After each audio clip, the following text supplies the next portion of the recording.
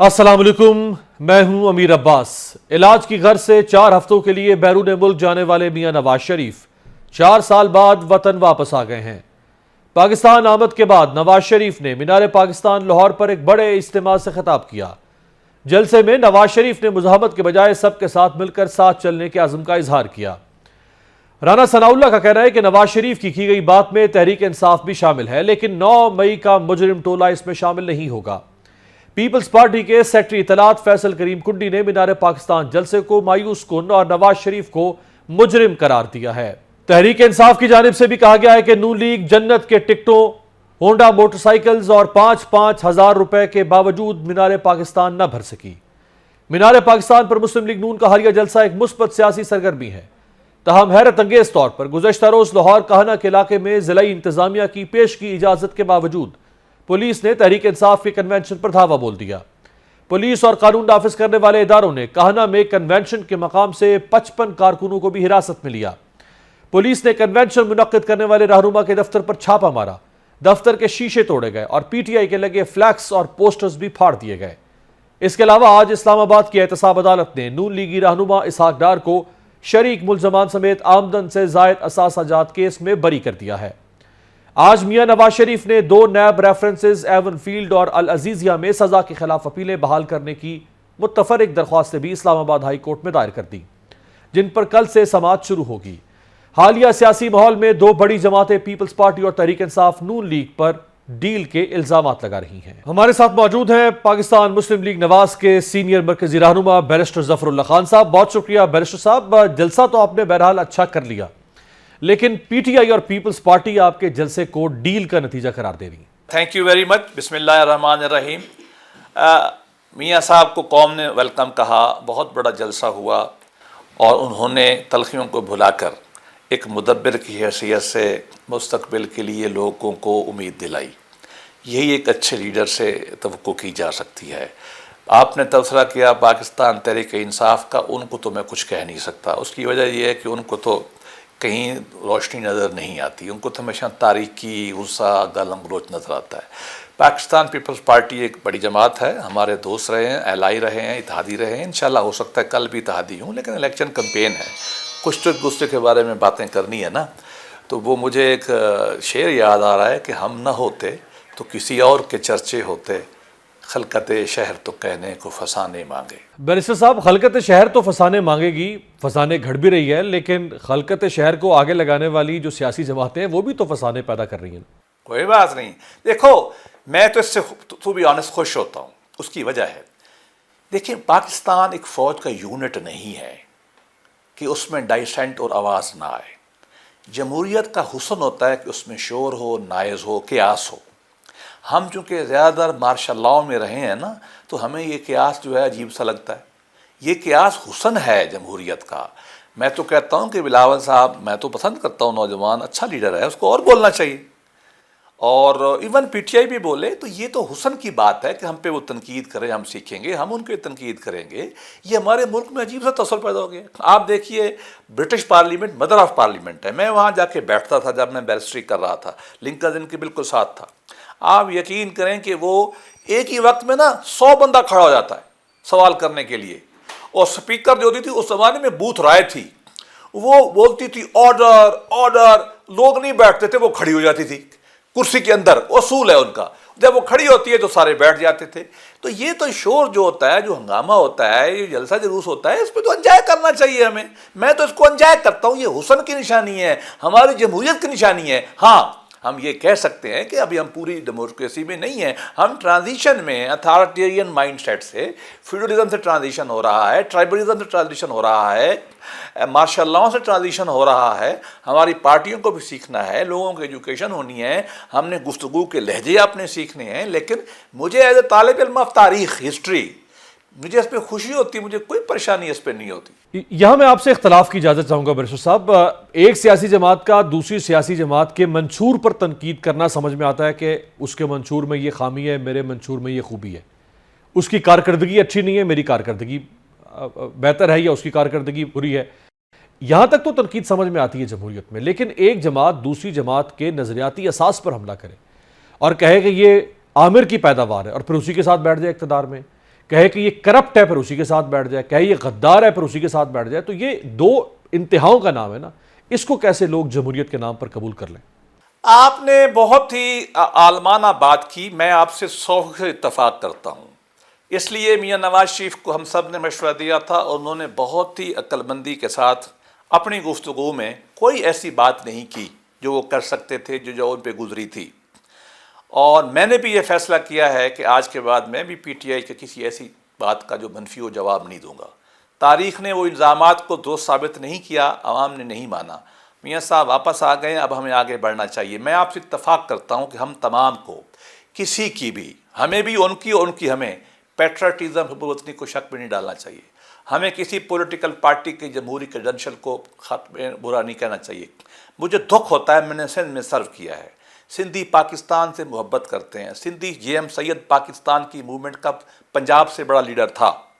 1940 کے بعد اس نے اسمبلیوں میں پاکستان کی قرارداد کی تاریخ بوجھ کی اور ہم نے اس کو غدار بنا دیا۔ ولی خان جیسا بھی تھا، جمہوری آدمی تھا، کریڈنشل تھے، ہم نے اس کو غدار بنا دیا۔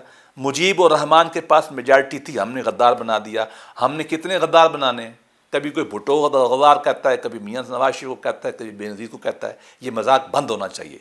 میری ذاتی رائے میں عمران خان بھی پاکستانی ہے، بلاول تو ویسے ہی بڑی قربانیاں دینے والے خاندان کا ہے، اے این پی نے بڑی پاکستان، بھئی اگر ہم سے اتفاق نہیں کرتے تو کیا ہوا؟ وہ ہمارے ہی ہیں نا اے این پی والے، کتنے انہوں نے شہید کرائے ہیں آدمی۔ میں آپ سے اتفاق کرتا ہوں، ہمیں سیکھنا چاہیے، اور میں نے کم از کم اپنے لیے لازم قرار دیا ہوا ہے کہ میں کسی پارٹی کے اوپر بلو دی بیلٹ ہیٹ نہیں کروں گا، میں کسی لیڈر کی بے عزتی نہیں کروں گا۔ عمران خان سے میں شدید تکلیف ہے، میں اس کو بھی عمران خان صاحب کہتا ہوں۔ مجھے اپنی امید ہے، میاں صاحب نے اس لیے ہمارے نوجوانوں سے کہا ہے کہ اب آپ نے گالی کا جواب گالی سے نہیں دینا، ہمیں آگے بڑھنا ہے، ہمیں میچورٹی دکھانی ہے۔ ہم جب اعتراض کرتے ہیں ملٹری پہ، اعتراض ہمارا بجا ہے، ہمیں اپنے اوپر بھی اعتراض کرنا ہے نا کہ ہمارے رویے کیا ہے، کیا ہمارے رویے جمہوری ہیں، کیا ہم عوام کے لیے کام کرتے ہیں؟ نہیں، ہمیں بھی اپنے آپ کو بہتر کرنا ہے، ایک دوسرے کے بارے میں ہمارا ڈائلاگ جو ہے اس کو بھی بہتر کرنا ہے۔ بہت خوبصورت آپ نے بات کی ہے بیرسٹر صاحب، لیکن 4-5 چیزوں کو اگر ہم سامنے رکھیں تو یہ غیر معمولی ریلیف لگ رہا ہے نواز شریف صاحب کے لیے۔ پاکستان کے عدالتی نظام کو آپ سے بہتر تو کوئی نہیں جانتا، اتنا غیر معمولی ریلیف اگر کسی کو ملے گا تو اس سے کیا شک ابھرے گا؟ میاں صاحب کو باہر بیٹھے بیٹھے حفاظتی ضمانت مل جاتی ہے، میاں صاحب اسلام آباد لینڈ کرتے ہیں، بائیو میٹرک کی فیسلٹی ایئرپورٹ پر اویلیبل ہوتی ہے، اسحاق ڈار صاحب آج بری ہو جاتے ہیں، میاں صاحب کی اپیلیں بحال ہونے کی درخواست اسلام آباد ہائی کورٹ میں لگتی ہے، اگلے ہی دن سماعت کے لیے مقرر ہو جاتی ہے، آپ جلسہ کرتے ہیں، اگلے دن آپ کا مخالف فریق کنونشن کرتا ہے، اس میں پولیس دعویٰ بول دیتی ہے۔ اب یہ غیر معمولی ریلیف اگر کوئی دیکھے گا تو یہی کہے گا نا کہ کوئی گڑبڑ ہے، کوئی سیٹنگ ہے آپ کی کہیں۔ میں یہ سمجھتا ہوں کہ میاں صاحب کی ایک چلتی ہوئی حکومت کو ایک منصوبے کے تحت ہٹایا گیا اور اس کے بعد ایک نظام لایا گیا، نظام نہیں چلا۔ میاں صاحب کے الزام لگائے، مقدمے چلے، سزا ہو گئی، ان کو الیکشن نہیں لڑانے دیا گیا، وہ چلے گئے۔ پوری قوم اس پہ اتفاق کر رہی ہے کہ وہ زیادتی تھی۔ اگر یہ زیادتی تھی اب ہمیں ویلکم کرنا چاہیے، ان کو انصاف اگر جلدی مل رہا ہے۔ دوسری بات ہے، حفاظتی ضمانت ہر ایک کو ملتی ہے، عمران خان کو بھی ملتی ہے۔ آپ سیشن کورٹ میں کل میرے ساتھ چلے جائیں، سب سے پہلے وہ بیل لیتے ہیں، مرڈر کی بیل ہوتی ہے، وہ پہلے دن تو نوٹس بھی نہیں کرتے، پہلی بیل میں ضمانتی ہمیشہ ایسے ملتی ہے۔ دوسری بات یہ کہ میاں صاحب کے 2 کو اکیوز جو تھے، کیپٹن سرفراز، بی بی مریم، وہ اکٹ ہو چکے ہیں، تو ان کی اپیل تو ویسے ہماری درخواست کرنی کہ لگنی چاہیے۔ ڈار صاحب پہ کتنے پہلے جھوٹے مقدمے بنے، میں نے ان کے ساتھ رہ کے کام کیا ہے، مجھے مطلب ہے کہ میں ان کو جانتا ہوں کہ وہ کتنا نیک انسان ہے، ہر وقت تسبیح پڑھتا رہتا ہے۔ اپنی جائیداد جتنی اس کی بچی ہوئی ہے وہ اس نے داتا گنج بچ کے ٹرسٹ کو دی ہوئی ہے، اس کے پاس تو جائیداد ہی کوئی نہیں رہ گئی۔ میں حیران ہوتا ہوں کہ ہمارے ملک میں، آپ کو پتہ ہی ہے، آپ مشاہدہ اس کام کو جانتے ہیں، ہیبرڈ واریر بنائے گئے تھے۔ اور ظلم کی بات یہ ہے کہ ایک اہم بات میں کرنے لگا ہوں، جنرل میجر جنرل اکبر خان نے جو الزام لگایا تھا نا لیاقت علی خان پر، وہ کیا تھے؟ 3 تھے۔ اے کرپٹ ہے، بی گورنمنٹ اچھی نہیں ہے، گڈ گورننس، سی ہندوستان پہ سافٹ ہے۔ یہی الزام ہم نے نواز شریف پہ لگایا، یہی ہم نے بے نظیر پہ لگایا۔ اب کم از کم الزام لگانے والوں کو میں کہتا ہوں کہ مجھے یہ امیر آباد ہویدا جو ہیں، آپ ہویدا تو میں نے پیار سے کہا ہے، وہ ایران کے لیڈر تھے، ہمیں وہ کنسلٹنٹ رکھ لیں، ہم ان کو کوئی نیا نیریٹو تو بنا کے دے دیں۔ 52 سے لے کے آج تک ایک ہی جھوٹ ہے سب کے بارے میں، اور یہ سیاستدان ہی برے ہیں اور سارے باقی ٹھیک ہیں۔ آپ چونکہ اہل علم ہے نا، تو مجھے وہ بہت خوبصورت مرزا اسداللہ خان غالب کا شعر یاد آ رہا ہے. آپ کو پتہ ہونا چاہیے میاں نواز شریف کو غالب بہت پسند ہے. جب ہم کبھی کبھی بیٹھتے ہیں تو میاں صاحب غالب مجھ سے بھی سنتے ہیں. ان کا ایک بڑا خوبصورت شعر ہے کہ سب سیاستدان برے ہیں اور سارے جج بھی پاک ہیں اور پولیس بھی پاک ہے، فوج بھی پاک ہے اور سارے پاک ہیں، سیاستدان برے ہیں. تو اس پہ بارے میں غالب نے بہت اچھا کہا تھا. وہ کہتا رہا کہ دلداری وائس کو ہم ہی باقی ہیں، ورنہ اس شہر میں ہر رند خرابات ولی ہے. یہ مذاق اب بند ہونا چاہیے. پاکستان کے سارے لوگ محب وطن ہیں، سارے ایک جیسے. میاں صاحب کو غالب بہت پسند ہے، لیکن غالب کا یہ بھی شعر سن لینا کہ تھی جن سے ارشاد پیش توقع کریں. خستگی کی داد پانے کی، وہ ہم سے بھی زیادہ خستہ ہے تیغے سے تب نکلے. تو عوام تو جن کی طرف دیکھ رہے ہیں سیاستدانوں کی طرف، وہ اپنا رونا رو رہے ہیں ٹی وی پروگرام میں بیٹھ کے کہ ہمارے ساتھ بہت میں آپ کو بالکل یہ کہتا ہوں کہ عوام بالکل صحیح کہتے ہیں. میں کبھی ڈیفینڈ نہیں کروں گا. ہمیں عوام کے اور بہتر کرنا چاہیے، ہم اور بہتر کریں گے. سیاستدانوں کی بہت مجبوریاں ہیں، لیکن میں ان لوگوں میں شامل ہوں. میں جو کہتا ہوں کہ آرمی اے فار اللہ، اے فار امریکہ، تینوں بہت سارے کام عوام کی خدمت کرنے کے لیے آپ کو منع نہیں کرتے. گڈ گورننس پاکستان کی فوج منع نہیں کرتی، نہ امریکہ منع کرتا، نہ خدا منع کرتا ہے. ہمیں بہتر کرنا ہے. میں بالکل اس بات پہ ایگری کرتا ہوں کہ ہمیں اپنی غلطیاں ماننی ہے، ہمیں آگے بڑھنا ہے. ہمیں عوام کے اصل مسائل پاکستان کے 3-4 ہیں. میں عرض کروں کوئی اس پہ نہیں آتا. پاکستان میں سول سروس کو اصلاح کی ضرورت ہے. ایک بزنس مین جانا ہے، میں وکیل ہوں، مجھے کہتا ہے NOC دے دو، مجھے پیسے لے کے بھی 1 سال لگتا ہے. کیوں؟ 1 مہینے میں NOC بغیر پیسے کے ملنا چاہیے. کتنا بڑا پوٹینشل ریلیز ہوگا بزنس مین کا. اس کو اصلاح کرنے کی ہمیں ضرورت ہے. ہمیں عدالتی 25 سال لگتے ہیں ایک فیصلہ کرنے میں، ڈسپیوٹ جو کمرشل ہوتا ہے، اس کو ختم کرنے کی ضرورت ہے. عوام رول جاتے ہیں تھانے کچہری میں، اس کو اصلاح کرنے کی ضرورت ہے. ہمیں یونیورسٹیوں میں پروفیسر نہیں پڑھاتے، اس کو اصلاح کرنے کی ضرورت ہے. دیرا غازی خان سے بندہ چلتا ہے، لاہور جاتا ہے، مرغی بیچ کے جاتا ہے. اتنے بڑے صوبے ہم نے کیوں رکھے ہوئے ہیں؟ کوئی پارٹی اس پہ بات نہیں کرتی.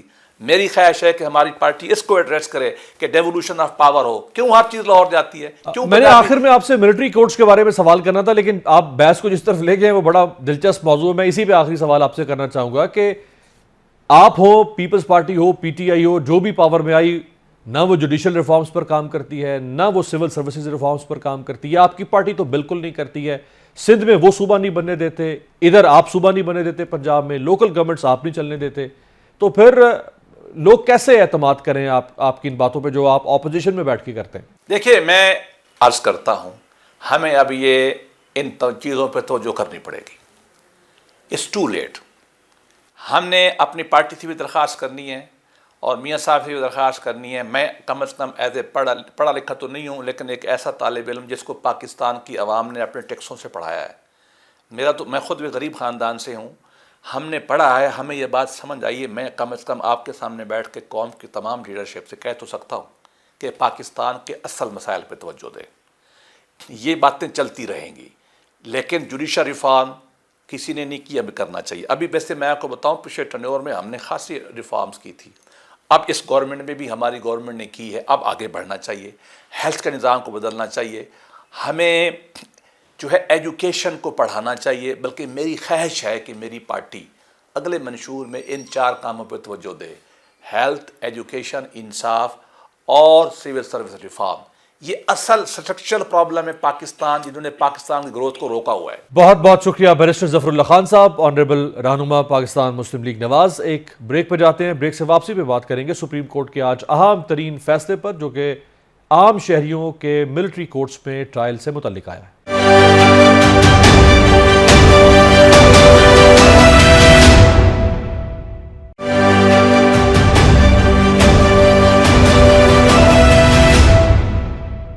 بریک کے بعد خوش آمدید. سابق حکمران جماعت تحریک انصاف جن مشکلات کا شکار ہے، ان سے نکلنے کے لیے اس کی واحد امید عدالتی ملنے والا ریلیف ہو سکتا ہے.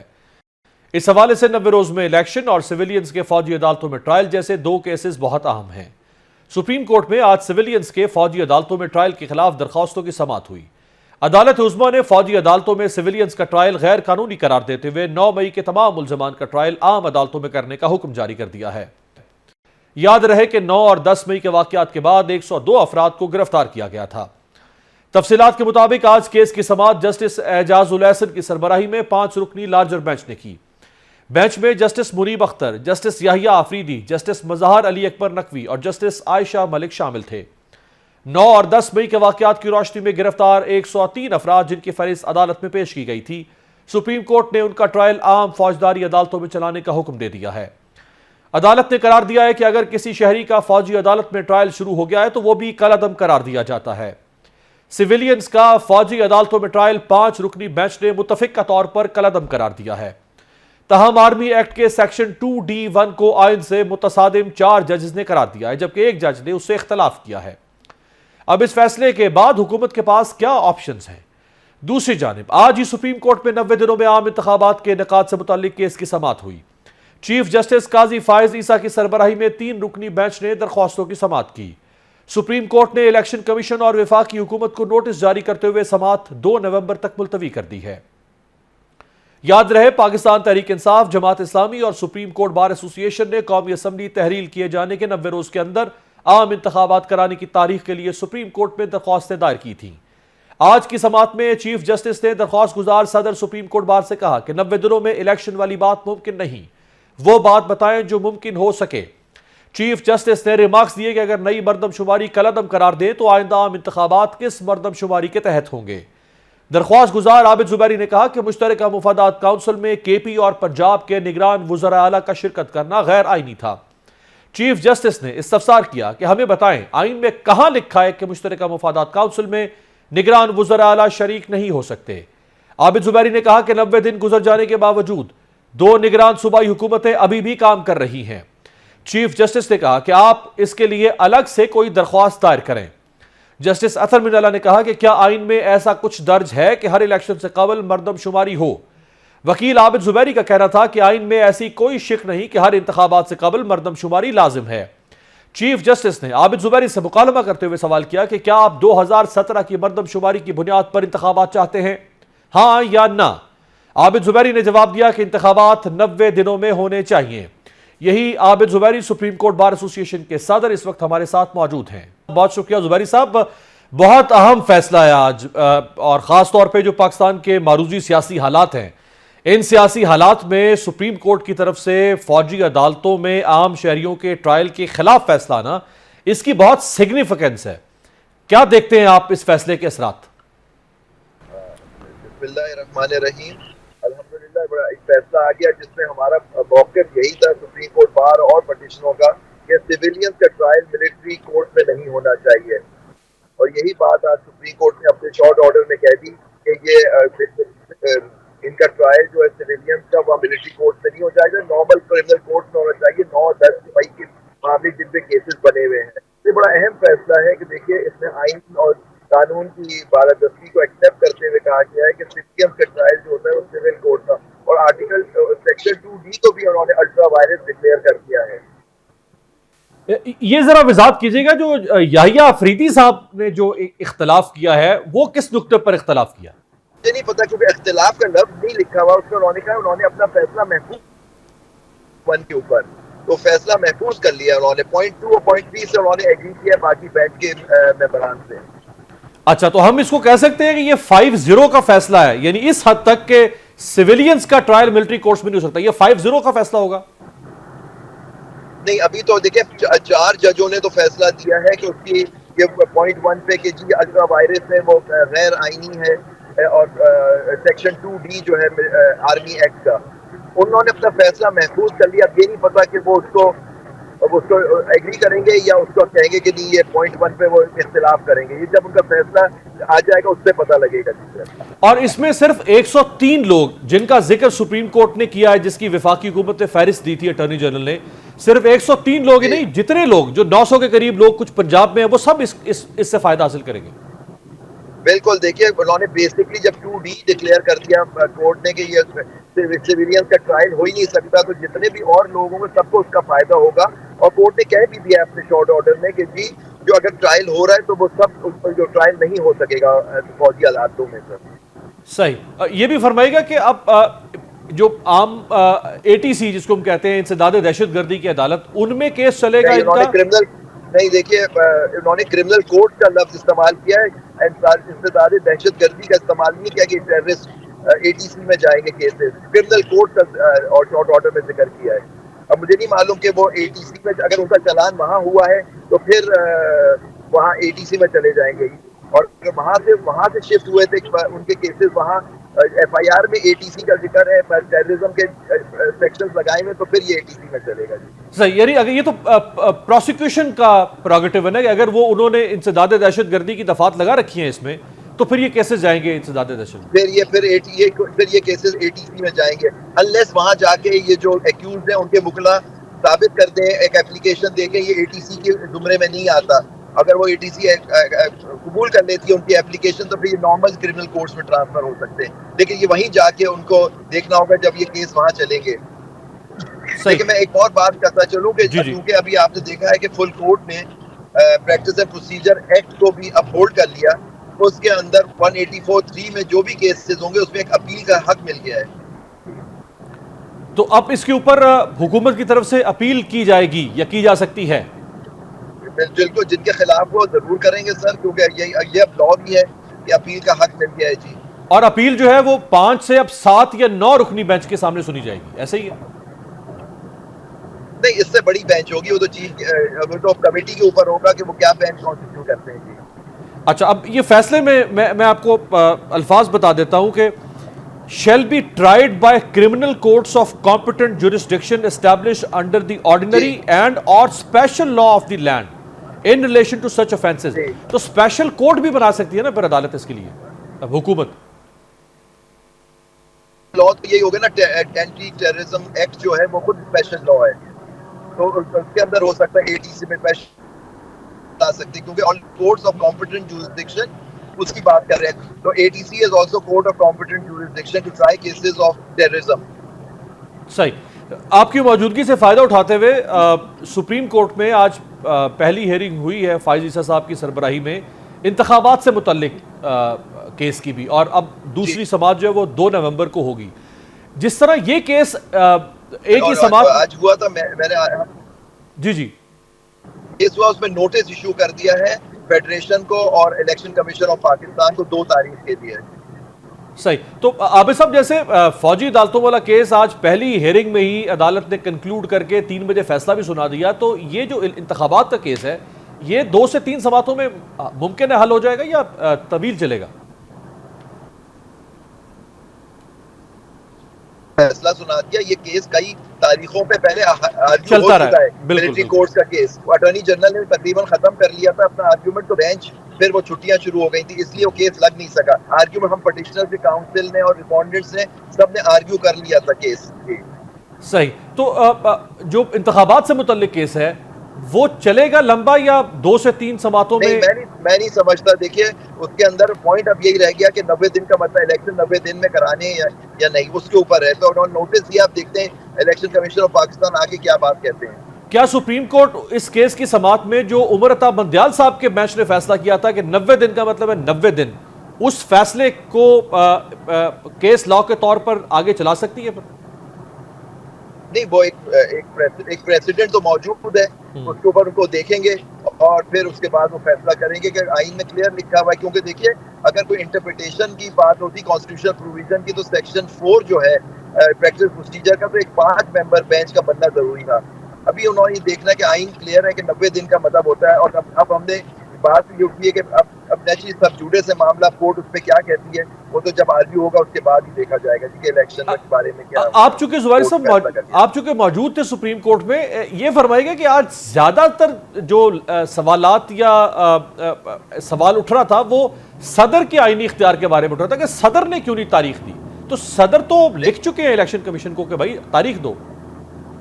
نہیں, وہ آپ کو پتا ہے اس پہ 2 باتیں تھیں. ان کا ایک خط تھا جو جس کے ریفرنس دیا جا رہا تھا 13 ستمبر کا, وہ فائل پہ موجود نہیں تھا, جس میں صدر نے 6 نومبر کی تاریخ پروپوز کی تھی. تو آپ اگلی تاریخ کو لگا دیں گے اس کے پیپر بک کے اندر کہ صدر نے ایک تاریخ دی. اب یہ ڈیسائیڈ کرنا ہے کہ صدر تاریخ دیں گے یا الیکشن کمیشن, جس نے بھی تاریخ دیکھ دی ہے. مین کیس ایشو یہ ہے کہ 90 دن میں الیکشن ہونے چاہیے یا نہیں ہونے چاہیے.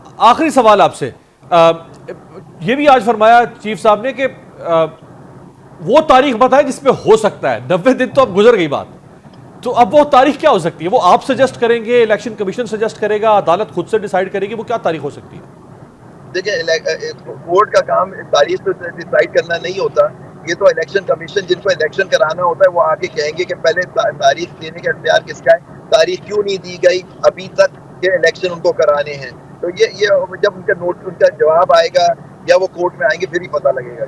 2 نومبر کی جو سماعت ہے زبیری صاحب، اس کے بعد 2 3 4 سماعتیں اگر اور ہوتی ہیں تو 30 نومبر کو تو ویسے ہی حلقہ بندیوں کی حتمی فہرست جاری ہو جائے گی، اور اس کے بعد 54 دن کا شیڈول تو ویسے ہی الیکشن کمیشن جو ہے وہ جاری کر دے گا. تو اس کا مطلب ہے سپریم کورٹ کی ہیئرنگ کنکلوڈ ہو جائے گی آلموسٹ الیکشن کمیشن کی پہلے سے دی گئی پالیسی کے مطابق.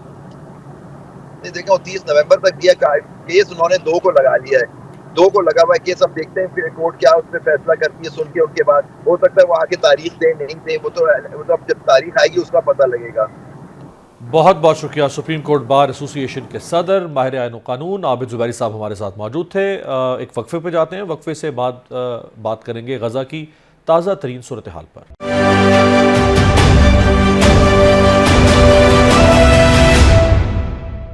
بریک کے بعد خوش آمدید. مشرق وسطی میں 7 اکتوبر سے شروع ہونے والی حماس اسرائیل جنگ میں اب تک تقریباً 4,500 سے زائد فلسطینی شہید ہو چکے ہیں. ان شہداء میں 40% بچے شامل ہیں. اسرائیلی فوج نے غزہ کی پٹی میں حماس سے منسلک 100 سے زائد اہداف کو نشانہ بنایا. الجزیرہ کے مطابق گزشتہ رات اسرائیل نے غزہ کے رہائشی علاقوں جبالیہ پناہ گزین کیمپ اور غزہ کے الشفا اور القدس ہسپتالوں کے قریبی مقامات پر بمباری کی، جس میں 400 سے زائد فلسطینی شہید ہو گئے. اسرائیلی بمباری میں فلسطین کی معروف شاعرہ ہبہ ابو ندا اور معروف 12 سالہ فلسطینی یوٹیوبر اونی ادوس بھی شہید ہو گئے ہیں. سوشل میڈیا پر غزہ کے بچوں اور لوگوں کی دلخراش ویڈیو سامنے آ رہی ہیں. ایک ویڈیو سامنے آئی جس میں دواؤں سے محروم غزہ کے اسپتالوں میں بے ہوشی یا سن کیے بغیر زخمیوں کا علاج اور آپریشن کیا جا رہا ہے. ایک بچے کو دیکھا جا سکتا ہے جو اسرائیلی حملے میں زخمی ہونے والی اپنی ٹانگ کی سرجری کے دوران قرآن پاک کی تلاوت کرتا رہا. یاد رہے کہ اسرائیلی فضائیہ غزہ میں مسلسل اسپتالوں اور مساجد کو نشانہ بنا رہی ہے. اب تک 31 مساجد شہید ہو چکی ہیں اور متعدد اسکول تباہ ہو چکے ہیں. غزہ کی پٹی میں خوراک کی شدید کمی ہے. ادویات، پانی اور بجلی کی بندش کے باعث بمباری سے بچ جانے والے شہریوں کی زندگی اجیرن ہو چکی ہے. آلودہ پانی اور ناقص خوراک کے باعث غزہ میں وبائی امراض پھوٹ پڑے ہیں. عمارتیں ملبے کا ڈھیر بن چکی ہیں، جبکہ ہر طرف تباہی کے دل دہلا دینے والے مناظر ہیں، اور اب بھی ملبے تلے فلسطینیوں کی بڑی تعداد دبی ہوئی ہے. دوسری جانب مصر کے دارالحکومت میں غزہ اور اسرائیل کی صورتحال پر ہونے والے امن سمٹ میں عرب ممالک نے تو اسرائیل کی مذمت کی، لیکن یورپی ممالک نے صرف حفاظتی راہداری کے قیام کے مطالبے سے کام چلایا اور اپنے دوست اسرائیل کی وحشیانہ بمباری کی کھل کر مذمت تک نہیں کی. اسی طرح امریکہ، برطانیہ، فرانس، جرمنی، اٹلی اور کینیڈا نے مشترکہ بیان میں اسرائیل کی حمایت جاری رکھنے کا عزم کا اظہار کیا ہے. یہ مشترکہ بیان امریکی صدر جو بائیڈن کے اتحادی رہنماؤں سے ٹیلی فونک گفتگو کے بعد سامنے آیا. تاہم چین نے اسرائیل اور فلسطین تنازع میں شدت آنے کے بعد مشرق وسطی میں اپنے 6 جنگی بحری جہاز تعینات کر دیے ہیں. دوسری طرف حماس کے عسکری ونگ القسام بریگیڈ اور اسرائیلی فوج کے درمیان خان یونس کے سرحدی علاقے میں زمینی جھڑپ ہوئی، جس میں اسرائیلی فوجیوں کو اپنی گاڑیاں چھوڑ کر بھاگنا پڑا. اسرائیل نے جنوبی لبنان کے اندر 5 کلومیٹر تک فاصلے پر شدید گولہ باری کی ہے. غیر ملکی میڈیا رپورٹس کے مطابق لبنان کی مزاحمتی تنظیم حزب اللہ اور اسرائیلی فوج میں فائرنگ اور راکٹس کا تبادلہ بھی ہوا. اس کے علاوہ اسرائیل نے شام میں دمشق اور حلب کے انٹرنیشنل ایئرپورٹس پر میزائل حملے کیے. دوسری جانب عراق میں بھی امریکی اڈے عین الاسد ایئر بیس پر راکٹ حملہ ہوا، جس کے بعد امریکہ نے پورے مشرق وسطی میں فضائی دفاعی نظام فعال کر دیا ہے. صاف نظر آ رہا ہے کہ امریکہ سمیت پوری مغربی دنیا اسرائیل کی پشت پر کھڑی ہے، جبکہ اقوام متحدہ اور دیگر ممالک بھی صہیونی ریاست کے سامنے بے بس ہیں، جو غزہ میں بے دریغ مسلمانوں کا خون بہا رہے ہیں. تاہم اسرائیل اور اس کے دوست ممالک کی جارحیت پسندانہ پالیسیوں کے سبب مشرق وسطی میں اس جنگ کے بڑھنے کا خطرہ پیدا ہو گیا ہے، اور ابھی بھی صورتحال اگلے چند دنوں میں بہتر ہوتی نظر نہیں آ رہی. دنیا، خاص طور پر امت مسلمہ، خاموش تماشائی ہے. آپ سے ملاقات ہوگی کل. دیکھتے رہیے گا جمہوریت.